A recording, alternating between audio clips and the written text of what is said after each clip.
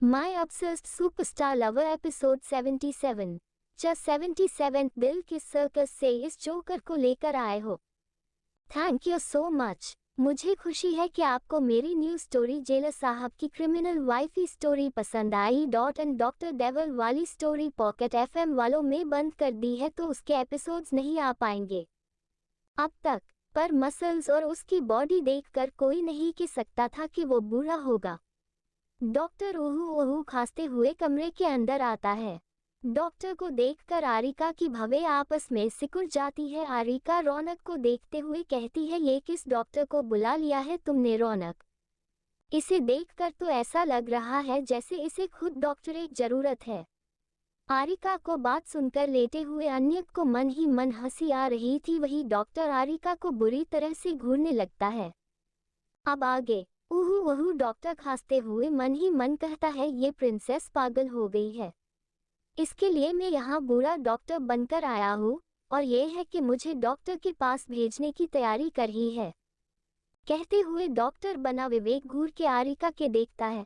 आरिका doctor को देखते हुए झल्लाते हुए कहती है, डॉक्टर साहब आपको वहाँ खड़े रहने के लिए नहीं बुलाया है, यहाँ आकर मिस्टर गोयल को चेक करिए। कहकर आरिका गुस्से में डॉक्टर को घूरती है। डॉक्टर विवेक धीरे धीरे बेड पर आकर बैठते हुए स्टेथोस्कोप से अन्य के राइट साइड में रखकर चेक करने लगता है, जो देखकर आरिका अपन माथा पीट लेती है। आरिका गुस्से में रौनक को घूरते हुए तेज आवाज में कहती है, ये किस सर्कस से इस जोकर को लेकर आए हो? राइट साइड में कौन सा हाथ ढूंढ रहा है? ये डॉक्टर तो और स्टेथोस्कोप भी ऑन नहीं किया, लगता है नकल करके एग्जाम में पास हुए हैं। कहकर आरिका डॉक्टर को देखती है।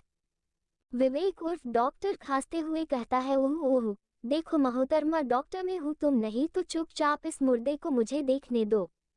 डॉक्टर की बता सुनकर आरिका हैरानी से चिल्लाती है, क्या? रौनक जल्दी से अपना सर पीट लेता है।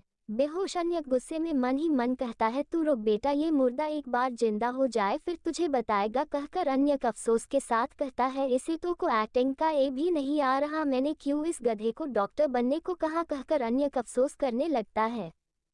वही विवेक उर्फ डॉक्टर अपने दांतों तले जीभ दबाकर आरिका को देखता है, जो उसे बड़ी ही अजीब नजरों से देख रही थी। विवेक उर्फ डॉक्टर अपने दांत दिखाते हुए कहता है, वो मेरा मतलब बेहोश से था। कहकर विवेक उर्फ डॉक्टर अन्यक को चेक करने लगता है।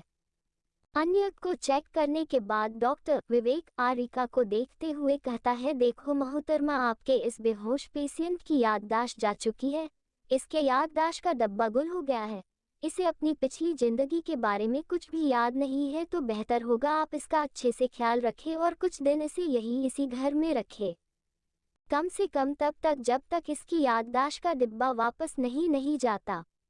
आरिका परेशान होते हुए कहती है, ठीक है डॉक्टर, मैं इनका ख्याल रखूंगी। कहकर आरिका एक नज़र अन्य को देखती है और फिर उसके दूसरे तरफ उसे पकड़कर उसके शर्ट को कसके पकड़कर सो रही प्रियु को देखती है। डॉक्टर खड़े होकर कहता है, इन्हें इंजेक्शन देने की फिलहाल कोई ज़रूरत नहीं है, मैं हफ्ते में 2 बार आकर विजिट करूंगा, तब बताऊंगा कि आगे क्या करना है। रौनक जल्दी से डॉक्टर विवेक के पास आकर कहता है, चलिए डॉक्टर, मैं आपको बाहर तक छोड़कर आता हूँ। और फिर मन ही मन में कहता है, नहीं तो आप सारा भाड़ा फोड़ देंगे और फिर मेरी नौकरी भी खा जाएंगे। कहकर रौनक बेबसी से विवेक को देखता है। विवेक झट से हाँ में अपना सर हिलाते हुए मन ही मन कहता है, यार रौनक, बचा ले अपने बॉस को, वरना दोस्त और बहन के चक्कर में सूली पर लटकना पड़ जाएगा। कहते हुए विवेक गुस्से में घर के अन्य को देखता है। रौनक विवेक उर्फ डॉक्टर को बाहर लेकर जाता है।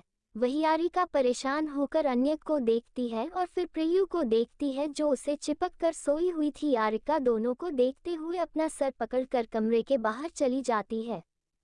आरिका के जाने के बाद अन्य अपनी आंखें खोलकर दरवाजे की तरफ देखकर कहता है, सॉरी बेबी, तुम्हें तकलीफ दी, तुम्हारे साथ खेल खेला, पर मेरे पास और कोई ऑप्शन नहीं था तुम्हारे और अपने बच्ची के पास रहने का। कहकर अन्य छोटी सी प्रियु को आराम से अपने बाहों में भर लेता है, जो करते वक्त उसे डर लग रहा था, क्योंकि प्रियु एक नाजुक फूल की तरह थी। अन्य के जरा जोर लगाने पर उसे चोट लग सकती थी। प्रियु को बाहों में लेकर अन्य उसके माथे को चूम कर कहता है, सॉरी प्रिंसेस, डेडा हाथ यू टू, बट डेडा गंदे नहीं है, वो आपसे और आपकी मम्मा से बहुत प्यार करते हैं। अन्यक की बात सुनकर सोते हुए प्रियु के होठों पर प्यारी सी मुस्कान बिखर जाती है, जो देखकर अन्यक के होठों पर भी मुस्कान बिखर जाती है। अन्यक गिर एक बार प्रियु के माथे पर किस करके कहता है, डैडी का प्यारा बच्चा। लगता है आपको ये वाली स्टोरी पसंद नहीं आ रही, इसलिए सोच रही हूँ ये स्टोरी जल्दी से एंड कर दूँ। रीडर्स क्या कहते हो आप? अपना ओपिनियन बताओ। क्या आप अन्यक और आरिका की लव स्टोरी आगे पढ़ना चाहते हो या नहीं? हेलो रीडर्स, आपकी राइटर लेकर आई है आपके लिए न्यू स्टोरी, जेलर साहब की क्रिमिनल वाइफ। तो पढ़कर बताए, डू यू लाइक स्टोरी? ये रही डिस्क्रिप्शन और लिंक। ये कहानी है 30 साल के आर्यन सिंह शेखावत की, जो दिल्ली का एक बहुत बड़ा जेलर था, जिसके आगे क्रिमिनल डर से थर थर कांपते थे। अच्छे के लिए अच्छा, पर मुजरिम और गुनहगारों के लिए वो किसी शैतान से कम नहीं था। गुस्सेल, एरोगेंट, सनकी, खड़ूस मिजाज रखने वाला आर्यन सिंह शेखावत जेल के साथ साथ ऐसा का नो वन बिजनेस टिकन था, जो बिजनेस के दुनिया का राजा था, जिसका प्यार मोहब्बत शादी जैसे रिश्ते पर विश्वास नहीं था। एक दिन उसके जेल में नई कैदी आती है, 20 साल की फलक सहगल, भारत की जानी मानी मशहूर अभिनेत्री, जिसे 1 साल बाद फांसी होने वाली थी। फलक के पास है एक शक्ति जिसके चलते वो जानवरों की भाषा समझकर उनसे बातें कर सकती थी, और साथ ही उसे भूत प्रेत भी दिखाई देते थे। ऐसे में एक दिन आर्यन मासूम फलक के साथ करता है जबरन शादी और उसे बना लेता है अपनी बीवी। क्या वजह थी कि आर्यन ने कर ली एक कैदी के साथ जबरन शादी? आखिर कौन सा गुनाह किया था फलक ने? क्या फलक की शक्ति का सच जान पाएगा आर्यन? कितने राज छुपे हैं फलक की जिंदगी में? क्या आर्यन लगा पाएगा सच का पता? My obsessed superstar lover episode 78। 78 दिल, क्या तुम मुझे बताओगी मैं कौन हूँ, कहाँ से हूँ और हम दोनों कैसे मिले थे?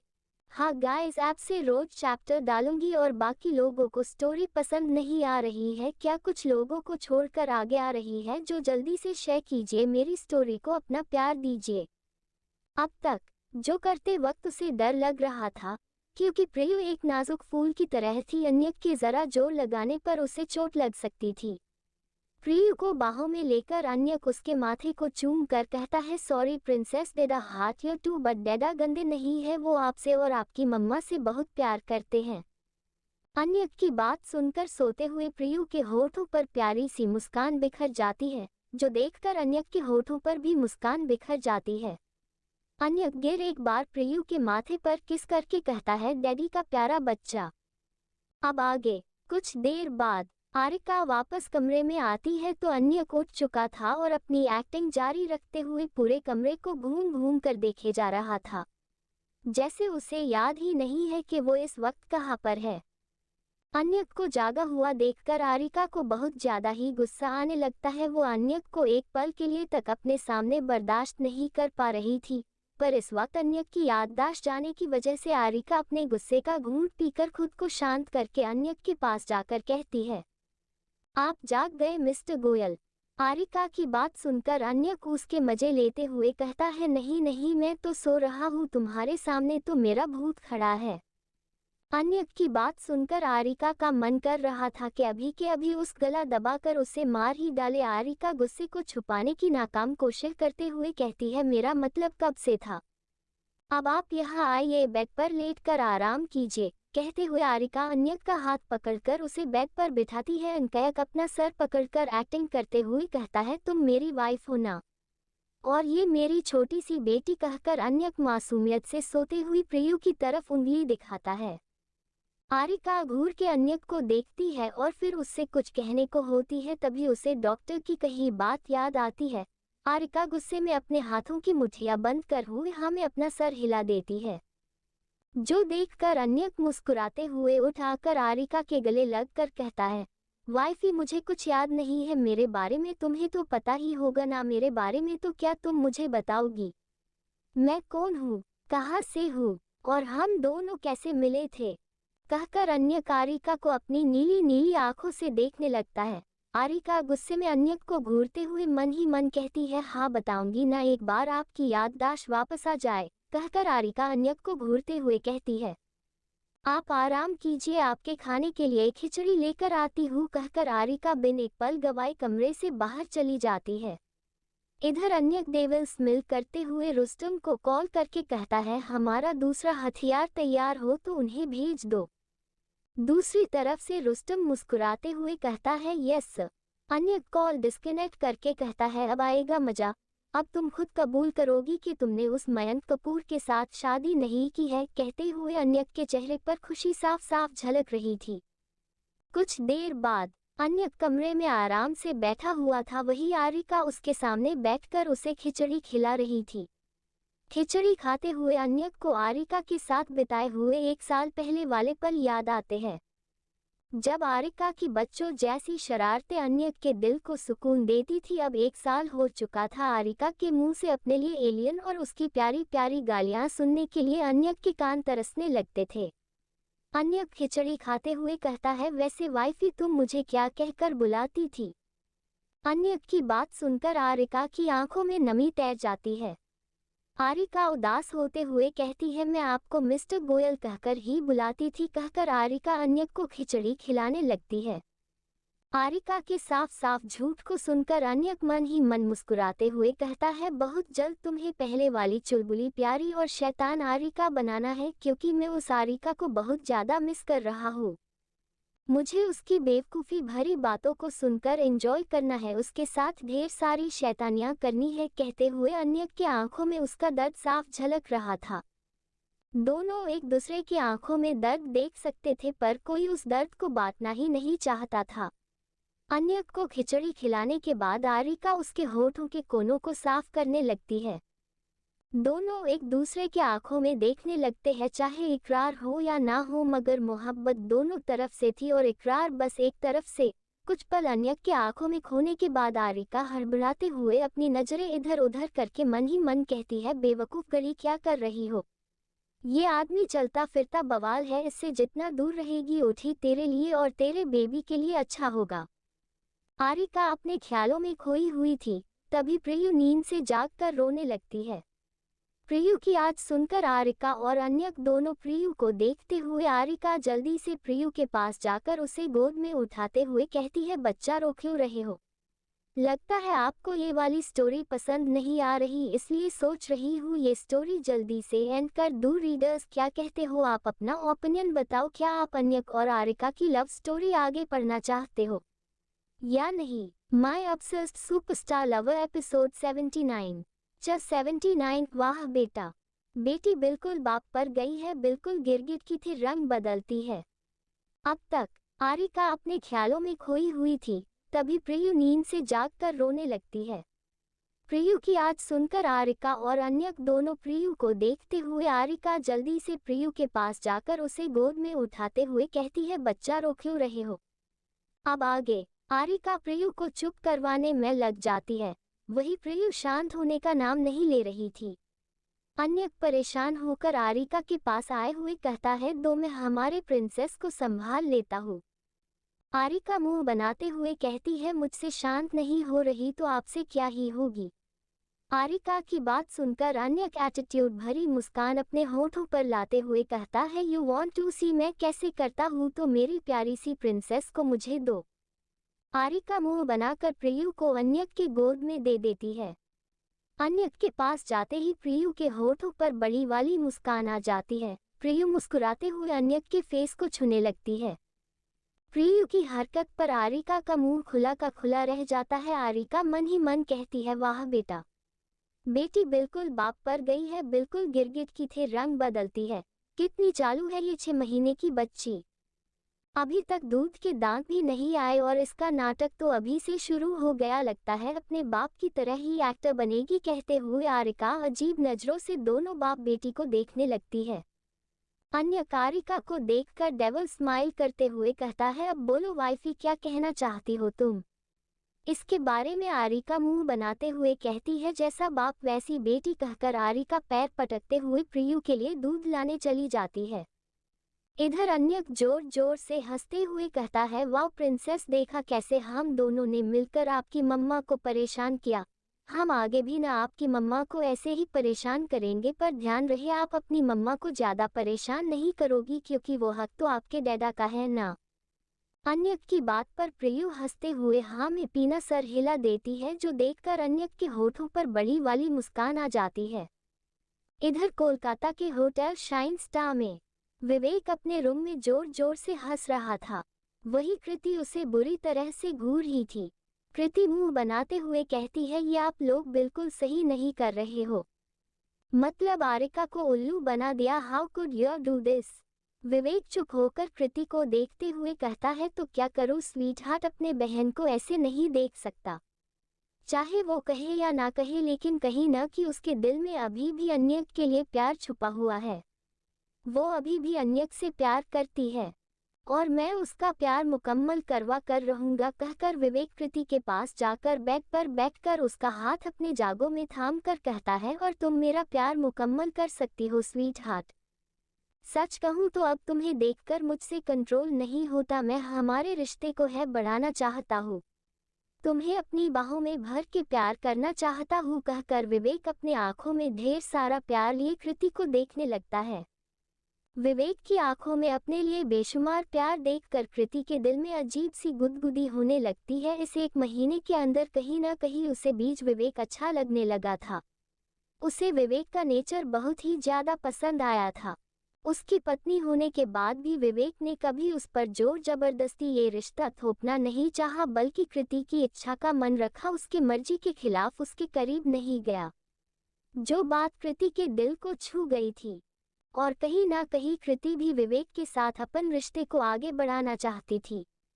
कृति मुस्कुराकर विवेक के दोनों गालों को प्यार से अपने हाथों में थामकर उसके होठों पर अपने होठ रख देती है, जो देखकर विवेक हैरानी से अपनी आंखें बड़ी बड़ी करके कृति को देखने लगता है। वही कृति अपनी अक्ल बंद करके लॉलीपॉप की तरह विवेक के होठों को किस करने की कोशिश कर रही थी। उसे किस करना नहीं आ रहा था, इसलिए जाने में ही उसने विवेक की होठों के बाइट करना शुरू कर दिया, जो महसूस करते ही विवेक के होठों पर बड़ी वाली मुस्कान आ जाती है। 3 मिनट किस करने के बाद कृति विवेक के होठों को छोड़ के आंखें बंद करके गहरी गहरी सांस लेने लगती है। विवेक अपने होठों पर अपनी जीभ फेरते हुए कहता है, तुम्हें किस करना नहीं आता स्वेदार्थ, लेट मी टीच यू, कहकर विवेक कृति के बालों को पकड़कर उसके होठों पर अपने होठ रखकर किस करने लगता है। लगता है आपको ये वाली स्टोरी पसंद नहीं आ रही, इसलिए सोच रही हूँ ये स्टोरी जल्दी से एंड कर दूँ। रीडर्स क्या कहते हो आप? अपना ओपिनियन बताओ। क्या आप अन्यक और आरिका की लव स्टोरी आगे पढ़ना चाहते हो या नहीं? हेलो रीडर्स, आपकी राइटर लेकर आई है आपके लिए न्यू स्टोरी, जेलर साहब की क्रिमिनल वाइफी। तो पढ़कर बताए, डू यू लाइक स्टोरी? ये रही डिस्क्रिप्शन और लिंक।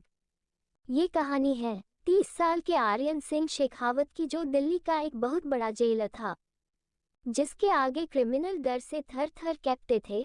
अच्छे के लिए अच्छा, पर मुजरिम और गुनहगारों के लिए वो किसी शैतान से कम नहीं था। गुस्सेल, एरोगेंट, सनकी, खड़ूस मिजाज रखने वाला आर्यन सिंह शेखावत जेल के साथ साथ ऐसा का नो वन बिजनेस टिकन था, जो बिजनेस की दुनिया का राजा था, जिसका प्यार मोहब्बत शादी जैसे रिश्ते पर विश्वास नहीं था। एक दिन उसके जेल में नई कैदी आती है, 20 साल की फलक सहगल, भारत की जानी मानी मशहूर अभिनेत्री, जिसे 1 साल बाद फांसी होने वाली थी। फलक के पास है एक शक्ति, जिसके चलते वो जानवरों की भाषा समझकर उनसे बातें कर सकती थी, और साथ ही उसे भूत प्रेत भी दिखाई देते थे। ऐसे में एक दिन आर्यन मासूम फलक के साथ करता है जबरन शादी और उसे बना लेता है अपनी बीवी। क्या वजह थी कि आर्यन ने कर ली एक कैदी के साथ जबरन शादी? आखिर कौन सा गुनाह किया था फलक ने? क्या फलक की शक्ति का सच जान पाएगा आर्यन? कितने राज छुपे हैं फलक की जिंदगी में?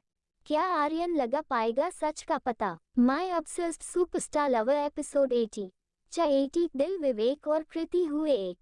अब तक विवेक अपने होठों पर अपनी जीभ फेरते हुए कहता है, तुम्हें किस करना नहीं आता स्वेदार्थ, लेट मी टीच यू, कहकर विवेक कृति के बालों को पकड़कर उसके होठों पर अपने होठ रखकर किस करने लगता है। अब आगे कृति भी अपनी आंखें बंद करके विवेक की किस में उसका साथ देने लगती है। किस करते हुए जी विवेक कृति को बेड पर लेटा कर उसके ऊपर आकर उसे और डीप एंड पैशनेट किस करने लगता है। करीब 25 मिनट लॉन्ग डीप पैशनेट किस के बाद विवेक कृति के होठों को आज़ाद करता है। विवेक के होठों से आजाद होते ही कृति गहरी गहरी सांस लेने लगती है। विवेक उसे मदहोशी भरी आंखों से देखते हुए कहता है, इजाजत है स्वीट हार्ट। विवेक की बात सुनकर कृति का दिल जोरों से धड़कने लगता है।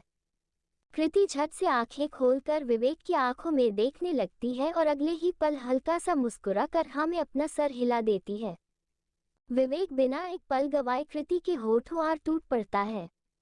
दोनों डीप पैशनेट किस करने लगते हैं। देखते ही देखते दोनों के कपड़े बेड से नीचे गिरे पड़े थे।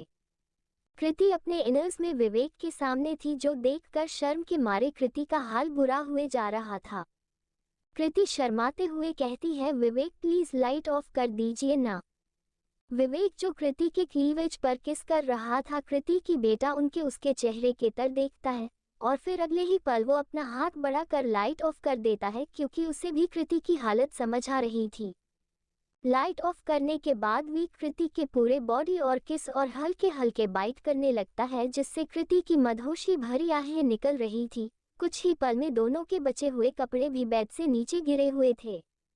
दोनों के ऊपर बस एक वाइट कलर की पतली सी चादर थी। विवेक कृति के होठों पर लाइट किस करके कहता है, बी रेडी वाइफी मेरा होने के लिए। कहते ही विवेक धीरे धीरे कृति के अंदर समाने लगता है। थोड़ा समाने के बाद विवेक जोर लगाकर पूरी थे से कृति की अंदर समा जाता है, जिसके बाद कृति की जोरदार चीख पूरे कमरे में गूंज जाती है। उसकी आंखों से आंसू बहने लगते हैं। कृति को दर्द में देखकर विवेक उसके आंसू पोंछकर कहता है, बस हो गया स्वीट हार्ट। कृति रोते हुए कहती है, इट्स हार्टिंग विवेक, मुझे बहुत दर्द जो रहा है, प्लीज बाहर आओ। विवेक कृति के बालों को सहलाते हुए कहता है, बस कुछ देर बाद तुम भी इस दर्द को भूलकर हमारे प्यार को एंजॉय करोगी स्वीट हार्ट। अपनी आंखें बंद करो और बॉडी को ढीला छोड़ दो। कहकर विवेक धीरे धीरे अपनी मूवमेंट स्टार्ट कर देता है। दर्द के मारे कृति विवेक के पीठ और नाक गुनगुनाने लगती है, पर जिसका असर विवेक पर नहीं होता। कुछ देर दर्द के बाद कृति भी विवेक के प्यार को महसूस करने लगती है और दोनों एक दूसरे के प्यार भी दुनिया में खो जाते हैं। अगले दिन कृति और विवेक पतली सी चादर में लिपटे एक दूसरे की बाहों में सो रहे थे। कृति धीरे धीरे अपनी आंखें खोलती है तो उसकी नज़र सोते हुए विवेक पर पड़ती है, जो छोटे बच्चे की तरह उसे लिपटकर सो रहा था, जो देखकर कृति के होठों पर मुस्कान बिखर जाती है और अगले ही पल वो गुस्से में विवेक को घूर कर उठने लगती है। तभी उसे उसके बॉडी में बहुत दर्द महसूस होता है, खासकर उसके लेग्स के बीच में। दर्द के मारे कृति की आह निकल जाती और आंखों से आंसू बहने लगते हैं। कृति की आह सुनकर विवेक अपनी आंखें खोलता है और कृति को रोते हुए देखकर विवेक उसे पीछे से बाहों में भर के कहता है, स्वीट हार्ट ज्यादा दर्द हो रहा है। कहते हुए विवेक कृति के लोअर स्टमक को सहलाने लगता है। कृति रोते हुए पाला कर विवेक के सीने से लग जाती है और शिकायती अंदाज में कहती है, तुम बहुत गंदे हो विवेक, देखो मुझे बहुत दर्द हो रहा है। विवेक मुस्कुरा कर कृति के बालों पर किस करके कहता है, बस कुछ देर बाद ठीक हो जाएगा। कहकर विवेक झटके से चादर सहित कृति को गोद में उठा लेता है। विवेक की हरकत पर कृति बस आंखें फाड़े उसे देखने लगती है। कृति को उठाते ही विवेक की नज़र बेड पर लगे रेड स्टेन और जताए है को देखकर विवेक के होठों पर गहरी और कातिलाना मुस्कान आ जाती है। लगता है आपको ये वाली स्टोरी पसंद नहीं आ रही, इसलिए सोच रही हूँ ये स्टोरी जल्दी से एंड कर दूँ। रीडर्स क्या कहते हो आप? अपना ओपिनियन बताओ। क्या आप अन्यक और आरिका की लव स्टोरी आगे पढ़ना चाहते हो या नहीं? हेलो रीडर्स, आपकी राइटर लेकर आई है आपके लिए न्यू स्टोरी, जेलस साहब की क्रिमिनल वाइफी। तो पढ़कर बताए, डू यू लाइक स्टोरी? ये रही डिस्क्रिप्शन और लिंक। ये कहानी है 30 साल के आर्यन सिंह शेखावत की, जो दिल्ली का एक बहुत बड़ा जेलर था, जिसके आगे क्रिमिनल डर से थर थर कांपते थे। अच्छे के लिए अच्छा, पर मुजरिम और गुनहगारों के लिए वो किसी शैतान से कम नहीं था। गुस्सैल, एरोगेंट, सनकी, खड़ूस मिजाज रखने वाला आर्यन सिंह शेखावत जेल के साथ साथ ऐसा का नो वन बसनेस टिकन था, जो बसनेस के दुनिया का राजा था, जिसका प्यार मोहब्बत शादी जैसे रिश्ते पर विश्वास नहीं था। एक दिन उसके जेल में नई कैदी आती है, 20 साल की फलक सहगल, भारत की जानी मानी मशहूर अभिनेत्री, जिसे 1 साल बाद फांसी होने वाली थी। फलक के पास है एक शक्ति, जिसके चलते वो जानवरों की भाषा समझकर उनसे बातें कर सकती थी और साथ ही उसे भूत प्रेत भी दिखाई देते थे। ऐसे में एक दिन आर्यन मासूम फलक के साथ करता है जबरन शादी और उसे बना लेता है अपनी बीवी। क्या वजह थी कि आर्यन ने कर ली एक कैदी के साथ जबरन शादी? आखिर कौन सा गुनाह किया था फलक ने? क्या फलक की शक्ति का सच जान पाएगा आर्यन? कितने राज छुपे हैं फलक की जिंदगी में? क्या आर्यन लगा पाएगा सच का पता? जेलर साहब की criminal wifey. https skeptical smiley face w pocket novel com novel 761789C600 AB0E0 748-2E1A880725E3C89F17। Hello readers, आपकी राइटर लेकर आई है आपके लिए न्यू स्टोरी जेलर साहब की क्रिमिनल वाइफी। तो पढ़कर बताए डू यू लाइक स्टोरी। ये रही डिस्क्रिप्शन और link in this is my account story. ये कहानी दो भाइयों और दो बहनों की, नायक ब्रदर्स जो सन की पागल और फाइको है, जिनके सीने में दिल नाम की चीज नहीं है। नायक ब्रदर्स माफिया वर्ल्ड के किंग हैं। 30 साल का अभिक नायक जी से लड़कियों से है सख्त नफरत, तो वही उसका 28 साल छोटा भाई निशांत एक हार्टलेस लड़का है जिसे प्यार नाम के शब्द से ही चिढ़ है। वही दूसरी तरफ है दो बहनें जो बचपन में एक दूसरे से बिछड़ गई थी, पर दोनों के पास थी जादुई शक्तियां। 20 साल की सिया गांव में पली मासूम और चुलबुली लड़की जिसे मिली है भविष्य के साथ साथ आत्माओं देखने की शक्ति और उनसे लड़ने की सुपर पावर। वही दूसरी तरफ ध्वनि एक निडर और स्वाभिमानी लड़की जिसे मिली है खतरनाक चीजों से लड़ने की सुपर पावर्स। दोनों बहनें के पास है एक जैसी शक्तियां, अगर दोनों मिल जाए तो बन जाता है ब्रह्मास्त्र जो दुनिया को तबाह भी कर सकता है, जरूरत पड़ने पर बचाने की ताकत भी रखता है। जाने अनजाने में दोनों बहनें बन जाती है एक दूसरे की देवरानी जेठानी। तो कैसी होंगी इन चारों की अतरंगी लव स्टोरी? किसकी जोड़ी बनेगी, किसके साथ क्यों है दोनों बहनें के पास ये शक्तियां? क्या राज छुपा है अतीत में? जानने के लिए पढ़िए कहानी फाइस्को ब्रदर्स की अतरंगी दुल्हने, फिचो ब्रदर्स की अतरंगी दुल्हने। माई ऑब्सेस्ड सुपरस्टार लवर एपिसोड 81। 81 दिल लूट लीजिए जितना मजा आपको लूटना है। मिस्टर गोयल एक बार अपनी याददाश्त नाम की चिड़िया जो उड़ गई है वो वापस आ। अब तक विवेक मुस्कुरा कर कृति के बालों पर किस करके कहता है बस कुछ देर बाद ठीक हो जाएगा कहकर विवेक झटके से चादर सहित कृति को गोद में उठा लेता है। विवेक की हरकत पर कृति बस आंखें फाड़े उसे देखने लगती है। कृति को उठाते ही विवेक की नज़र बैग पर लगे रेड स्टेन और जताए है को देखकर विवेक के होठों पर गहरी और कातिलाना मुस्कान आ जाती है। अब आगे विवेक कृति को बाथरूम के अंदर ले जाता है और उसे बाथटब में बिठाकर टैप ऑन करके उसके पीछे बैठा जाता है। इस वक्त दोनों बिना कपड़ों के एक दूसरे के बाहों में थे जिससे कृति तो शर्म के मारे मरी जा रही थी। विवेक कृति के लोअर स्टमक को सहलाते हुए प्यार से कहता है बहुत दर्द हो रहा है स्वीट हार्ट। कृति अपना सर विवेक के खुले सीने पर रखते हुए धीरे से हम कहती है। विवेक मुस्कुरा कर कृति के बालों पर किस करके कहता है ब्रेकफास्ट के मैं तुम्हें मेडिसिन दे दूंगा जिससे तुम्हारा दर्द ठीक हो जाएंगे। कृति बस मुस्कुरा देती है। सही मायने में दोनों कल एक हो गए थे, पति पत्नी बन गया थे जिससे विवेक बेहद ज्यादा खुश था।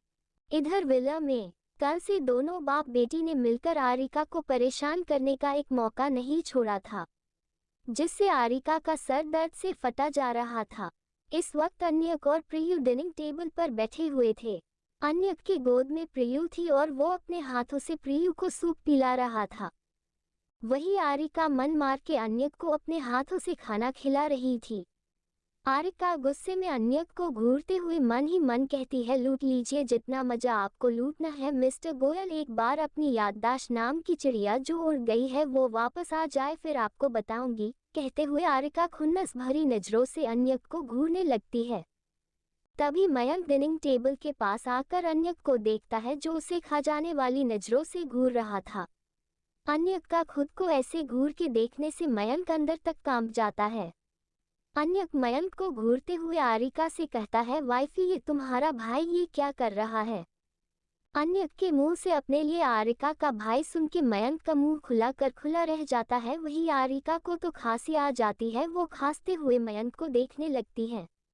अन्यक डेविल स्माइल करते हुए मन ही मन कहता है आज इस नकली पति को नर्क के दर्शन करवा कर रहूंगा, कहते हुए अन्यक आरिका की गोद में प्रियु को देकर अपने कदम मयंक की तरफ बढ़ा देता है। अन्य के खूंखार शेर की तरह मयंक की तरफ बढ़ रहा था, जो देखकर मयंक के साथ साथ आरिका को भी डर सताने लगता है। आखिर वो अपने पति के पागलपन से अच्छी तरह वाकिफ जो थी। आरिका लगातार पलकें झपकाते हुए अन्यक तो कभी मयंक को देखने लगती है। अन्यक मयंक के पास जाकर उसकी गर्दन अपने बाहों में दबोचते हुए कहता है, साले तुम्हें इस वक्त अपने घर पर होना चाहिए, अपने जीजा के घर पर नहीं। कहते हुए अन्यक मयंक की गर्दन पर अपनी पकड़ मजबूत कर रहा था, जिससे मयंक को ऐसा लग रहा था कि उसकी गर्दन कभी भी टूटकर जमीन पर गिर सकती है। आरिका अन्यक को रोकते हुए कहती है, ये आप क्या कर रहे हैं मिस्टर गोयल, छोड़िए उसे। अन्यक हंसते हुए कहता है, वाइफी अपने भाई को कुछ ज्यादा ही फिक्र नहीं हो रही तुम्हें, पर तुम ये भूल क्यों गई? आखिर ये मेरा भी तो साला है, फिर मैं इसे परेशान काहे करूंगा? जीजा साले का रिश्ता ही मजाक मस्ती वाला जाता है, क्यों साले? कहकर अन्यक मुस्कुराते हुए मयंक को देखता है।